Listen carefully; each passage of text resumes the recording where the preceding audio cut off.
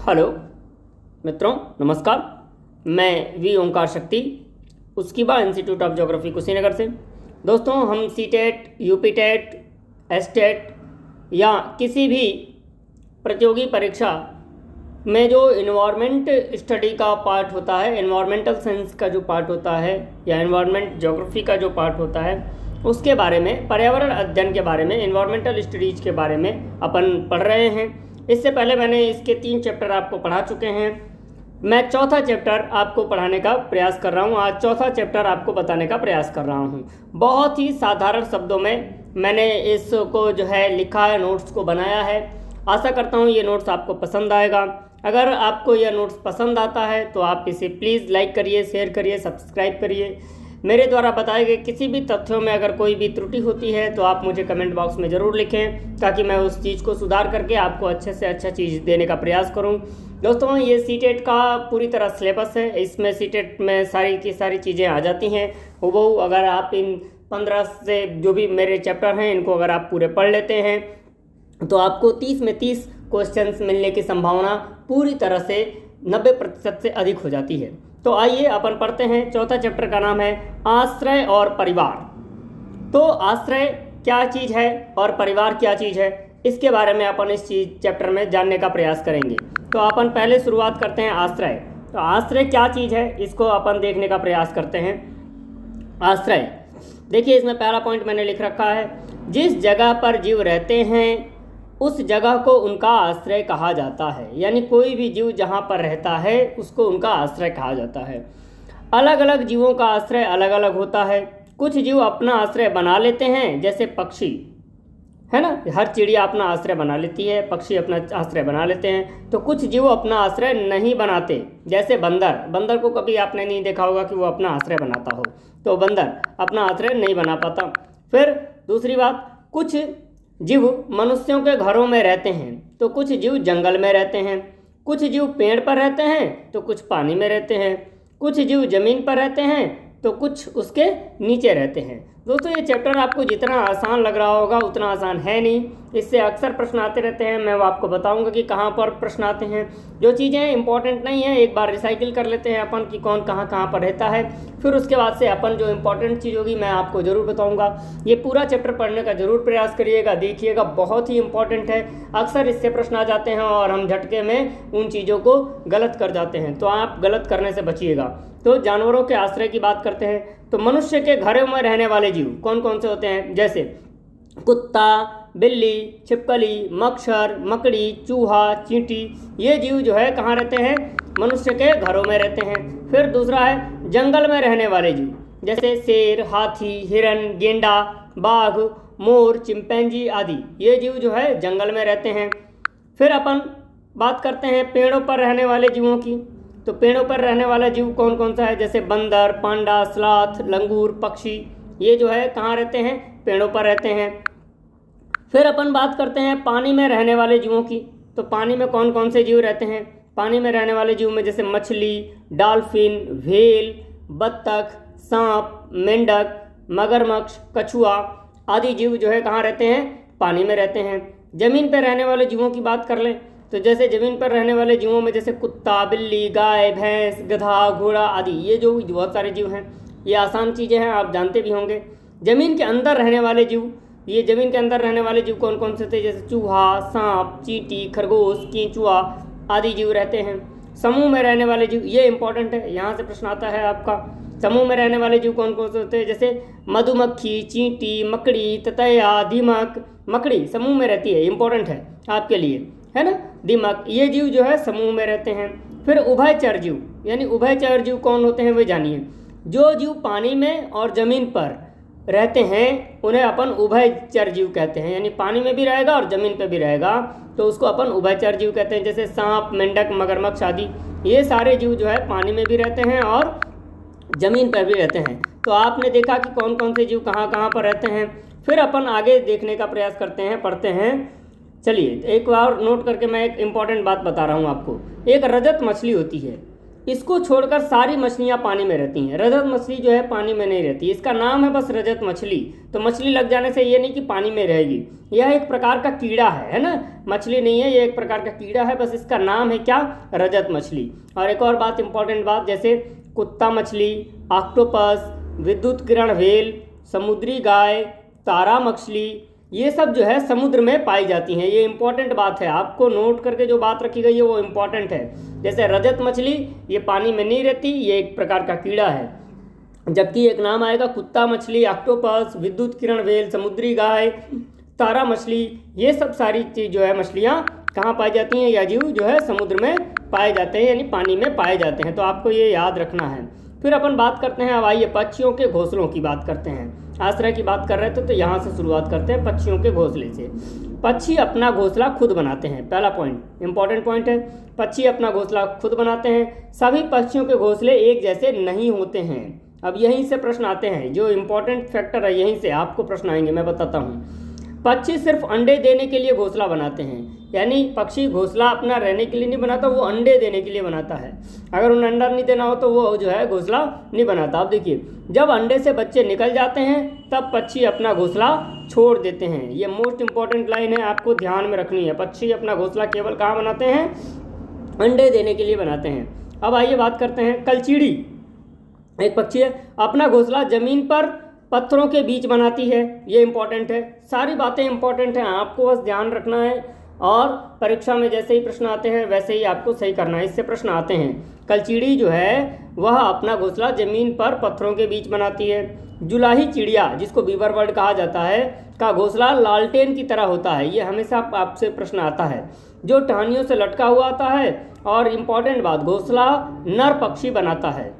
घोंसला जो है नर पक्षी बनाता है मादा पक्षियों को लुभाने के लिए, और फिर वो यहाँ पर अपना अंडा देते हैं। तो जुलाही चिड़िया यानी बीबर बर्ड का घोंसला लालटेन की तरह होता है, आपने देखा होगा, और जो टहनियों से लटका हुआ होता है इसका घोंसला नर पक्षी बनाता है केवल। अगली बात, कठफोड़वा और बसंत गौरी, दो चिड़िया जो है पेड़ के तने में छेद करके अपना घोंसला बनाते हैं, यानी वो पेड़ को छेद कर देता है और उसमें जो है अपना घोंसला बनाता है। अगला मोस्ट इंपॉर्टेंट, दर्जन चिड़िया। दर्जन चिड़िया दो पत्तों को आपस में सिलकर अपना घोंसला बनाती है, इसीलिए इसको दर्जी चिड़िया नाम दिया जाता है।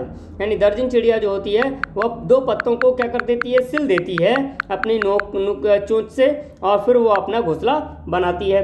अगली बात करते हैं अपन, कबूतर और गौरैया घरों में भी घोंसला बना लेते हैं, यानी आप मनुष्य के घरों में भी क्या कर लेते हैं, ये घोंसला बना लेते हैं। फिर आता है कौवा, पेड़ की ऊंची डाल पर घोंसला बनाता है।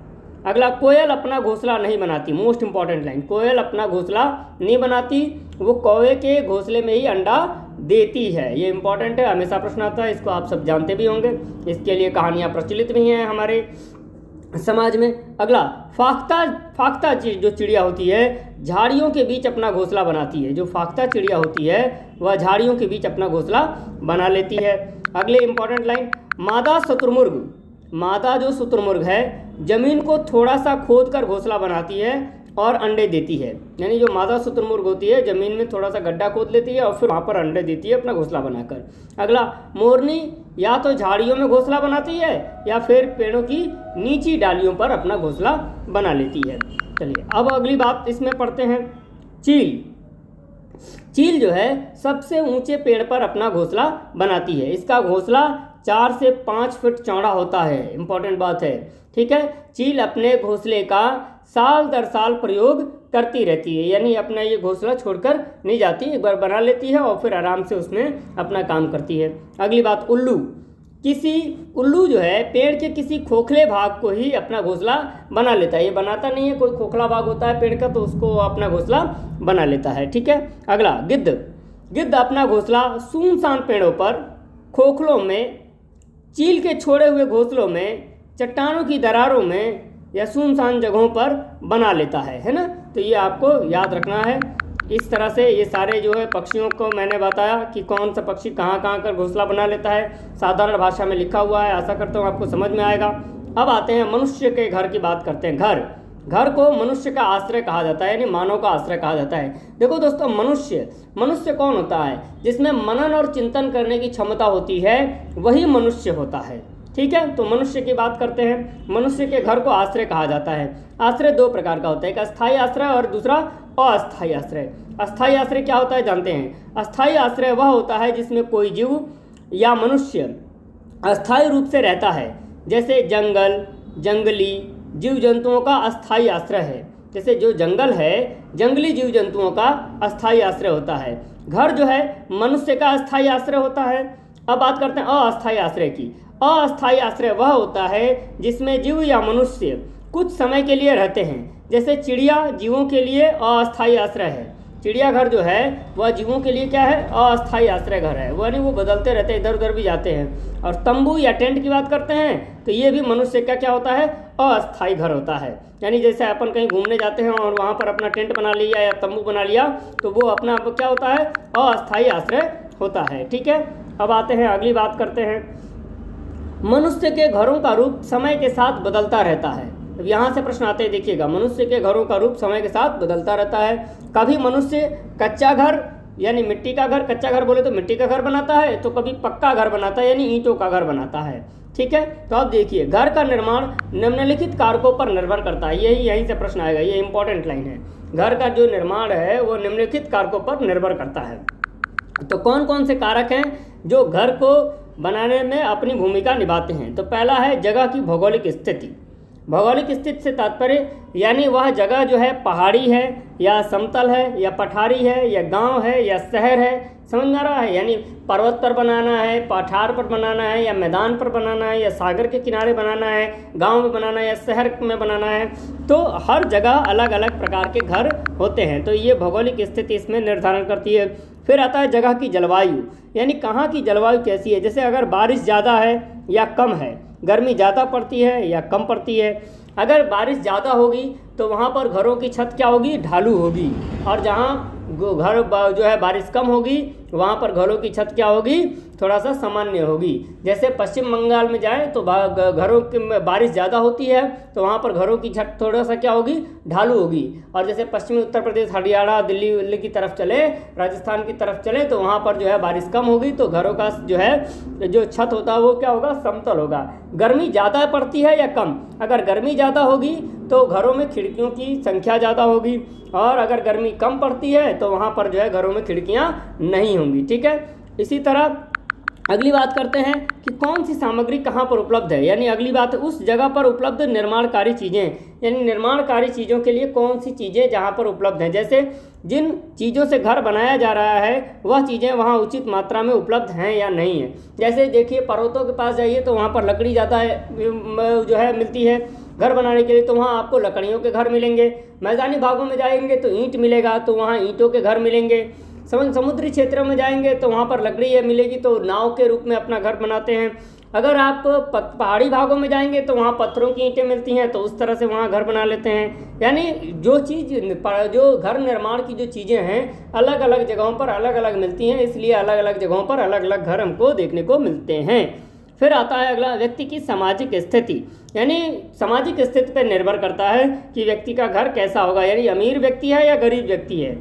इस आधार पर भी जो है, जैसे गरीब व्यक्ति है अक्सर कच्चे घरों में रहता है, यानी झाड़ फूस की घर बना लेता है, मिट्टियों का घर बना लेता है। और अमीर व्यक्ति है वह ईंटों से सुसज्जित अपना घर बनाता है, टालिकाएँ बनाता है ना। तो ये चीज़ें जो है निर्भर करती हैं। चलिए, तो ये कुछ कारक रहे जो घरों पर आते हैं। अब घरों के बारे में, विभिन्न प्रकार के घर। अब यहाँ से प्रश्न आता है दोस्तों, हर परीक्षा में लगभग प्रश्न आया है। विभिन्न क्षेत्रों में विभिन्न प्रकार के घर पाए जाते हैं। जैसे पहली बात करते हैं मिट्टी के घर। मिट्टी के घर कहाँ मिलेंगे आपको, यहाँ पर बात करते हैं। तो मिट्टी के घर प्रायः गाँव में पाए जाते हैं। मिट्टी के घर उन जगहों पर भी पाए जाते हैं जहाँ गर्मी ज़्यादा पड़ती है, जैसे राजस्थान, मैंने भी बता रखा था, जहाँ गर्मी ज़्यादा पड़ती है वहाँ पर मिट्टी के घर मिलते हैं। इन घरों की दीवारें मोटी होती हैं ताकि गर्मी अंदर न जा सके। ठीक है। तो ये तो रहे मिट्टी के घर। फिर अभी मिट्टी के घरों की बात करते हैं, आगे देखते हैं। देखिए, और भी मैंने बहुत सारी चीज़ें बता रखी हैं इसमें। जैसे इन घरों की छतें झाड़ियों या छप्पर की बनी होती हैं। कुछ घरों की छत में नीम या कीकर की लकड़ी का प्रयोग किया जाता है। क्यों किया जाता है, ताकि कीड़े न लगें, यानी घरों की छतों में नीम या कीकर की लकड़ी का इस्तेमाल करते हैं ताकि कीड़े न लगें।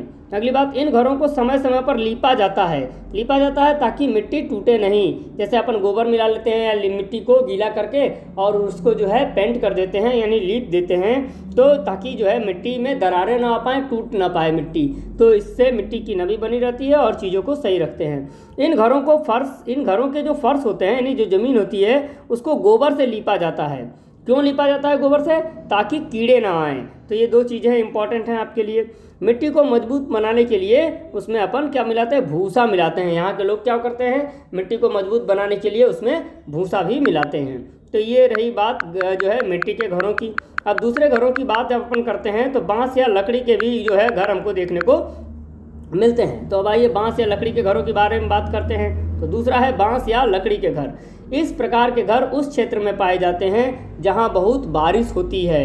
यह जमीन से 10 या 12 फुट जो है ऊंचे बांस के मजबूत खंभों पर बनाए जाते हैं ताकि क्या हो, बारिश ज़्यादा हो तो बाढ़ आने पर घर को कोई नुकसान ना हो। ठीक है, जैसे देखिए भारत के असम में, ठीक है, असम जैसे राज्य में जहाँ बारिश बहुत अधिक होती है, पश्चिम बंगाल जैसे राज्य में जहाँ बारिश बहुत अधिक होती है, वहाँ पर इस प्रकार के घर आपको देखने को मिलेंगे। यानी बांस के बम्बू के ऊपर वह जो है लकड़ी का घर बना लेते हैं ताकि जो है नीचे पानी आ जाए, बाढ़ आ जाए तो उससे उस घरों को कोई नुकसान ना हो। ठीक है, तो चलिए अब अगली बात मैं आपको बता रहा हूँ। तीसरा, पत्थर या लकड़ी के घर। पत्थर या लकड़ी के घर कहाँ पाए जाते हैं इसकी बात करते हैं अपन।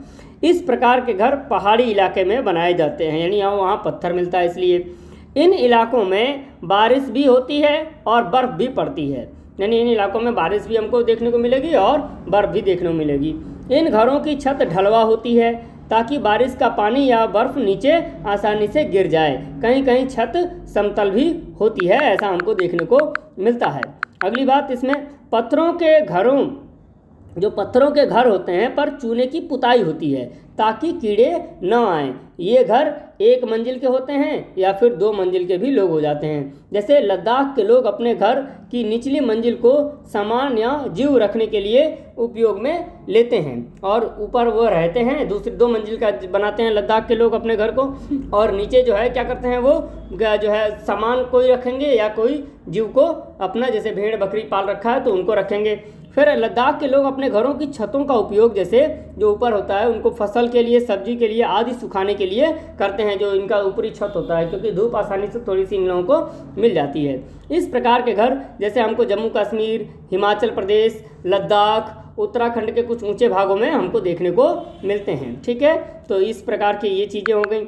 अगला जो अपन घर का प्रकार पढ़ते हैं वो चौथा प्रकार है जिसका नाम है ईंट के मकान, यानी ईंट के मकान या ऊंचे घर, है ना, ऊंची इमारतें। तो ईंट के मकान या ऊंची इमारतें। तो पहला इसमें है, इस प्रकार के घर समतल क्षेत्रों में पाए जाते हैं, यानी मैदानी क्षेत्रों में पाए जाते हैं। जैसे आपको बिहार, पश्चिम बंगाल के कुछ भागों में, फिर आपको उत्तर प्रदेश में, हरियाणा में, यानी समतल क्षेत्रों में मिलेंगे।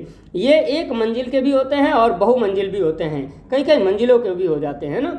भारत के मैदानी भागों में इस प्रकार के घर पाए जाते हैं, मुख्य रूप से मैदानी भागों में ही इस प्रकार के घर देखने को मिलते हैं। ऊंची इमारतें बड़े बड़े शहरों में पाई जाती हैं। अब बड़े बड़े शहरों में पाई जाती हैं जैसे मुंबई में, कलकत्ता में, चेन्नई में, दिल्ली में, जहाँ पर ऊंची ऊंची मकानें पाई जाती हैं। अब देखिए सबसे इम्पोर्टेंट बात, आपके हर परीक्षा में प्रश्न आता है लगभग जीके के रूप में, और ये है बर्फ़ का घर। अब बर्फ़ के घर को इग्लू कहा जाता है। बर्फ़ का घर जो है, इग्लू जो है, यह एक जनजाति होती है एस्किमो, जो आर्कटिक महासागर के क्षेत्रों में पाई जाती है, यानी उत्तरी ध्रुव के क्षेत्रों में पाई जाती है। जो उत्तरी ध्रुव होता है उस उत्तरी ध्रुव में एस्किमो नाम की एक जनजाति पाई जाती है। एस्किमो जो है, इस शब्द का अर्थ होता है कच्चा मांस खाने वाला। तो कच्चा मांस खाने वाली यह एक जनजाति है जो उत्तरी ध्रुव पर पाई जाती है, हमारे नॉर्थ पोल पर पाई जाती है। वो जो अपना बर्फ़ का घर बनाते हैं, इन्हीं के बर्फ़ को घरों को क्या बोला जाता है, इग्लू बोला जाता है। अब देखिए इस 5वें में मैं आपको बताता हूँ, यह बर्फीले क्षेत्रों में होता है, यानी खूब बर्फ़ पड़ती है, यानी 6 महीने का दिन भी होता है वहाँ पर और 6 महीने की रात भी होती है। तो जब 6 महीने की रात वाला समय आता है तो यह अपने बर्फ़ के घर में क्या हो जाता है, घुस जाता है और उसी में 6 महीना रहता है। अगली बात, यह बर्फ़ के टुकड़ों यानी ब्लॉक्स को जोड़कर क्या बनाते हैं, अपना घर बनाते हैं। फिर बात करते हैं, यह एस्किमो शिकारियों का अस्थायी निवास होता है। जो एस्किमो जनजाति होती है, जो उसके शिकारी होते हैं, वो उसके जो है अस्थायी निवास के रूप में होता है। अगली बात, यह गुंबद के आकार का होता है और इसका प्रवेश द्वार जो है बहुत छोटा होता है ताकि बर्फीली हवा जो है अंदर न जा सके। तो इस प्रकार के घर को अपन बर्फ़ का घर बोलते हैं या इग्लू बोलते हैं। तो ये इग्लू जो है जनजाति एक होती है, जैसा कि मैंने बताया, उत्तरी ध्रुव में पाई जाती है, जैसे कनाडा के उत्तरी भागों में पाई जाएगी। फिर हमको जो है क्या बोलते हैं इसको, अपन रूस के कुछ क्षेत्रों में पाई जाएगी, उत्तरी अमेरिका के कुछ क्षेत्रों में पाई जाएगी। तो इस प्रकार के क्षेत्रों को अपन वहाँ पर जहाँ पर बर्फ़ का घर बनता है उसको इग्लू कहते हैं। फिर इसमें मैं आपको अगला बताता हूँ, हाउस बोट। अगला घर का प्रकार है क्या, हाउस बोट। हाउस बोट कहाँ बनता है ये जानते हैं। हाउस बोट जो है यह लकड़ी का घर होता है जो हमेशा पानी में रहता है। इस घर में लकड़ी पर खूबसूरत नक्काशी पाई जाती है। अब देखो ये इंपॉर्टेंट है, हमेशा मिलता है लकड़ी का घर। अब देखो ये लकड़ी का घर होता है जो हमेशा पानी में रहता है। इस घर में लकड़ी पर खूबसूरत नक्काशी पाई जाती है, यानी अलग अलग तरीके से बनाया जाता है। ये 80 फुट तक लंबे हो सकते हैं, 80 फुट तक लंबे हो सकते हैं। जैसे अपन जब जम्मू कश्मीर में जाते हैं तो डल झील देखने को, जम्मू कश्मीर में जाएंगे तो अपने को वहाँ पर जो झील मिलती है वहाँ पर इस प्रकार के घर देखने को मिलते हैं। मतलब कश्मीर के हाउस बोटों की छतों पर लकड़ी की नक्काशी पाई जाती है। अब इम्पॉर्टेंट लाइन, जिसे ख़त्म बंद कहा जाता है। जब आप जम्मू कश्मीर जाएंगे तो वहाँ पर जब श्रीनगर जाएंगे आप और जो झीलें देखेंगे तो वहाँ पर जो है हाउस बोट, उसमें जो है नाव पर जो है क्या बनाई जाती है, घर बनाए जाते हैं और उस पर लकड़ियों की नक्काशी की जाती है, जिसे अपन क्या बोलते हैं, ख़त्म बंद बोलते हैं। ये इंपॉर्टेंट है। हाउस बोट कश्मीर और केरल में पाए जाते हैं। ये टूरिस्टों या पर्यटकों के लिए बहुत ही आकर्षक होते हैं या उन्हीं के लिए बनाया जाता है और इसके लिए पैसा भी लगता है। इसमें आपको सारी सुविधाएं भी मिलती हैं, जैसे सोने के लिए बिस्तर भी मिलेगा, बहुत सारी चीज़ें मिलती हैं। अब आते हैं डोंगे। अगला घर का प्रकार है डोंगे। डोंगे क्या होते हैं, ये कश्मीर में पाए जाने वाले नक्काशी रहित हाउस बोट हैं। इसमें वहाँ के स्थानीय लोग रहते हैं। इसमें अलग अलग कमरे भी होते हैं। तो इसको क्या बोलते हैं, डोंगे। यानी कश्मीर में जो नक्काशी रहित, यानी जिसमें लकड़ी की नक्काशी नहीं की जाएगी, उसको अपन क्या बोलते हैं, हाउस बोट बोलते हैं। ठीक है। अगली बात आती है इसमें क्या, अगला घर है आपका टेंट। अगला घर है क्या, टेंट। यह लोगों का अस्थायी निवास होता है। यह अलग अलग क्षेत्रों में अलग अलग चीज़ों से बनता है। शहरों में गरीब लोग प्लास्टिक का टेंट डाल लेते हैं। कहीं देखते हैं आप रेलवे लाइन के किनारे या कहीं भी इसी किनारे जो है लोग लगा लेते हैं। फिर कहीं कहीं टेंट कपड़े के बने होते हैं। अगली बात आई है, पर्वतारोहियों के टेंट जो है प्लास्टिक सीट से बनते हैं ताकि उनको ठंड ना लग सके। अब आइए, लद्दाख की चांगपा जनजाति के लोग, लद्दाख में चांगपा जनजाति पाई जाती है। ये लोग याक के बालों की पट्टियों से अपना टेंट बनाते हैं, जिसे रैबो कहते हैं। ये इंपॉर्टेंट लाइन है आपके लिए। लद्दाख की चांगपा जनजाति के लोग याक के बालों की पट्टियों से अपना टेंट बनाते हैं, जिसे अपन वहाँ पर रैबो कहते हैं। तो ये आपके लिए इंपॉर्टेंट लाइन है। अगली बात, हवेली, महल या किले, 9वां प्रकार। इनका निर्माण राजा महाराजा, जमींदार, अमीर लोग करवाते थे बहुत पहले मुग़ल काल में। ये बहुत बड़े होते हैं, इनमें कई सारे कमरे होते हैं। इनकी छतों में, दीवारों, दरवाज़ों और खंभों पर खूबसूरत नक्काशियाँ पाई जाती हैं। इनमें पत्थरों और लकड़ियों का बहुत ज़्यादा उपयोग होता है। राजस्थान में आप जाएंगे तो आपको बहुत सारे किले देखने को मिलेंगे। राजस्थान के जयपुर में, जैसलमेर में, जोधपुर में इस प्रकार के बहुत सारे किले आपको देखने को मिलेंगे जब आप जाएंगे तो। अगली बात करते हैं परिवार की। अब आते हैं आश्रय के बाद परिवार। परिवार पे अपन बात करते हैं। मनुष्य सहित सभी जीव जंतु अपने अपने बच्चों के साथ रहते हैं और अपने अपने परिवार बनाते हैं। एक मनुष्य परिवार में वे सभी लोग रहते हैं जो एक दूसरे के रक्त से संबंधित होते हैं, यानी ब्लड रिलेशन होता है।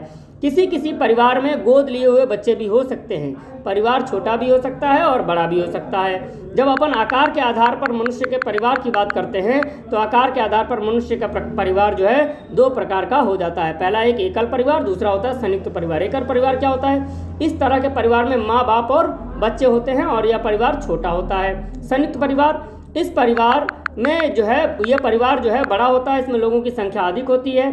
जैसे इस परिवार में अपन बात करते हैं तो इस परिवार में, जैसे इस तरह के परिवार में जो है कौन कौन से लोग होते हैं मैं आपको बता रहा हूँ। जैसे संयुक्त परिवार, इस परिवार में दादा दादी, चाचा चाची, बुआ, ताऊ ताई, माँ बाप और बच्चे होते हैं। या फिर नाना नानी, मामा मामी, मौसी, माँ बाप, बच्चे, ये होते हैं। किसी एक परिवार को एक पेड़ के रूप में अपन दर्शा सकते हैं, जिसे अपन पारिवारिक वृक्ष भी कहते हैं। ठीक है, तो जैसे जो मुख्य जो बड़े लोग हैं, जैसे उसको जो है अपन तने के रूप में दर्शा सकते हैं या जड़ के रूप में दर्शा सकते हैं, टहनियों को अलग रूप में दर्शा सकते हैं, पत्तियों को अलग रूप में दर्शा सकते हैं। अब अपन बात करते हैं, परिवार बदलते रहते हैं, अर्थात परिवार के सदस्यों की संख्या कम भी हो सकती है और बढ़ भी सकती है। जब परिवार का कोई सदस्य चला जाता है या किसी सदस्य की मृत्यु हो जाती है तब संख्या कम हो जाती है, और जब परिवार में कोई सदस्य आ जाता है यानी किसी बच्चे का जन्म हो जाता है तब परिवार की संख्या बढ़ जाती है। ये बात तो आप लोग सभी जानते होंगे, बहुत ही आसान बात है। अब इसमें आगे चलते हैं, अपन बात करते हैं, आइए, एक परिवार के सदस्यों के बहुत से गुण, इंपॉर्टेंट बात है, एक परिवार के सदस्यों के बहुत से गुण एक जैसे हो सकते हैं, जैसे नाक, आँख, रंग, बाल, आवाज़, हंसी, छींक, उंगलियां, हाव भाव आदि। ये गुण जो है बच्चों में उनके माँ बाप से आते हैं, और माँ बाप से बच्चों में जो गुणों का स्थानांतरण होता है उसको आनुवंशिकता या अपन वंशानुक्रम के नाम से जानते हैं। तो आनुवंशिकता क्या होती है, अब इसको जानते हैं। आनुवंशिकता आपने पढ़ा भी होगा, इस आनुवंशिकता के बारे में। ऑस्ट्रिया का एक विद्वान था ग्रेगर जॉन मेंडल, जिसका जन्म 1822 में हुआ था, को आनुवंशिकता का क्या बोलते हैं, अपन जनक मानते हैं।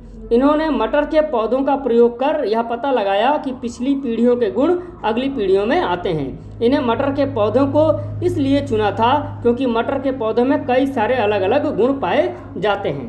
अब अपन परिवार में रक्त समूह की बात करते हैं। ये तो बात हो गई आनुवंशिकता या वंशानुक्रम की। अब आते हैं परिवार में रक्त समूह। परिवार में रक्त समूह की बात करते हैं तो मनुष्य में 4 प्रकार के रक्त समूह पाए जाते हैं, जैसे ए, बी, AB और O, ये 4 रक्त समूह पाए जाते हैं। माँ की बात करते हैं, माँ बाप के रक्त समूह, माँ या पिता के रक्त समूह के आधार पर हम यह पता लगा सकते हैं कि होने वाले बच्चे का रक्त समूह क्या होगा, यानी उसका ब्लड ग्रुप क्या होगा। अब अपन एक इसको तालिका से समझेंगे, मैं आसानी से आपको समझाने का प्रयास करूंगा। तो जैसे इसमें है, दी गई तालिका में माँ बाप का रक्त समूह, उनके होने वाले बच्चे का रक्त समूह और उनके होने वाले बच्चे का रक्त समूह क्या होगा, और उस रक्त समूह में होने की संभावना कितने प्रतिशत होगी, ये चीज़ इसमें बताई गई है। तो आपको इस चीज़ को जानना है। तो ये क्या है, मैं देखिए आपको बताता हूँ। रक्त समूह की बात करते हैं तो इसमें एक माँ का रक्त समूह है यहाँ पर, और एक पिता का रक्त समूह है, और उसके बाद बच्चा। अगर माँ O है और पिता का भी रक्त समूह O है तो बच्चा 100% O होगा। अगर माता O है और पिता का A है तो इसमें संभावना O 50% की और A 50% की हो जाएगी। अगर माँ O है और पिता B हैं तो संभावना O की 50% और B की भी 50% होगी। अगर माता O है और पिता A भी है तो A जो है 50% होगा और B जो है 50% होगा। फिर अपन आगे की बात करते हैं कि इनमें क्या होगा अगले वाले में। तो देखिए मैं अगले वाले में आपको बताता हूँ, तालिका के सहारे ले चलता हूँ। अगर माता A है, पिता A है तो A 66% होने की संभावना और O की संभावना 33%। अगर A है और B है तो सब में जैसे O 25%, B 25%, A भी 25% और O 25% होने की संभावना। अगर माँ A है, पिता A भी हैं तो A 33%, B 33% और A भी 33%। अगर B है माँ, पिता O B है तो B 66% और O 33% होगा। अगर माँ B है, पिता A भी हैं तो A 33%, B 33% और A भी 33% होगा। तो इस तरह से अपन रक्त समूह की सारणी को भी समझ सकते हैं। फिर अपन बात करते हैं आगे। देखिए इस रक्त समूह की सारणी को मैं एक बार और दिखा दे रहा हूँ, तो आपको एक बार और इस चीज़ को देख लेना है। फिर अपन आते हैं परिवार की बात। प्रत्येक परिवार के घर के नियम अलग अलग होते हैं। कुछ परिवार दूसरे के परिवार के लोगों से नीचा मानते हैं। कुछ परिवार के सदस्य दूसरे परिवार के यहाँ पानी तक नहीं पीते, ऊंच नीच की भावना होती है, ये हमको देखने को मिलता है। कुछ परिवार में लड़कों और लड़कियों के लिए अलग अलग नियम होते हैं। जो छूट लड़कों को मिलती है वो लड़कियों को नहीं मिलती। इसी को अपन लैंगिक विभेद भी कहते हैं, जिसको आपको मनोविज्ञान वाले पार्ट में मैंने वहाँ पर पढ़ा रखा है, आपको वहाँ से जानना है। अब आते हैं ऊंच नीच की जो भावना होती है या लैंगिक विभेद होता है, किसी समाज को सफल नहीं बनाते। तो ये आपको ध्यान में रखना है। अगर समाज को विकसित करना है तो ये भावनाएं समाज में नहीं होनी चाहिए और हमें इसका त्याग करना चाहिए, इसीलिए हम शिक्षित हैं। अब अंतिम बात करते हैं परिवार के कार्य की। तो परिवार का कार्य क्या होता है? परिवार ही बच्चे का पहला स्कूल होता है। बच्चा सबसे पहले परिवार से ही सीखना शुरू करता है, यानी अपन जो सिखाएंगे बच्चा वही सीखेगा। यहीं से बच्चे के समाजीकरण का भी पाठ शुरू होता है। तो ये चीज़ आपके लिए इम्पॉर्टेंट रही है। अगली बात करते हैं, परिवार बच्चे के विकास में मदद करता है। यह माना जाता है कि जैसा परिवार होगा वैसा ही बच्चे का विकास होगा। अगली बात, परिवार से बच्चे खुशी मनाना, दुख बांटना सीखते हैं। परिवार से बच्चे अपनी संस्कृति को सीखते हैं। परिवार से बच्चे मिलजुल कर रहना सीखते हैं। तो परिवार का कितना बड़ा महत्वपूर्ण है, ये बात आप सभी शिक्षित वर्ग के लोग हैं, आप सब समझ सकते हैं। और अंत में एक और बात इंपॉर्टेंट कहना चाहता हूँ, भारत में लड़कों की शादी की उम्र 21 वर्ष है और लड़कियों की शादी की उम्र 18 वर्ष है।